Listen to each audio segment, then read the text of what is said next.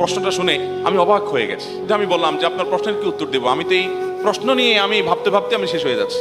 ভদ্রমহিলা প্রশ্ন করে বলছেন যে আমার স্বামী আমাকে অনেক কষ্ট দেয়, অনেক আমার হক নষ্ট করে।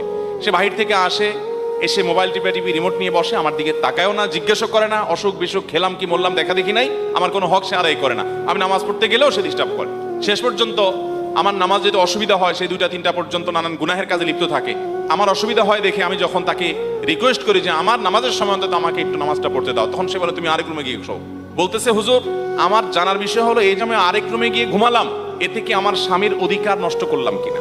এই একই ভদ্র মহিলা আরেকটা প্রশ্ন করেছেন, বলেছেন যে আমার ছেলে আমার গায়ে, ভয়ঙ্কর একটা ব্যাপার। তো তিনি বললেন যে আমাকে প্রচন্ড করার পর খুব কেঁদেছি কষ্টের চোটে, যেহেতু কষ্ট হয়েছে সেজন্য আমি কাঁদলাম, আমার কাঁদার কারণে আমার সন্তানের কোনো ক্ষতি হবে কিনা। তো আমি বললাম যে আপনার এই প্রশ্ন থেকে আমাদের সবার শেখার আছে। এত জুলুমের মধ্যে থেকে একজন মুসলমানের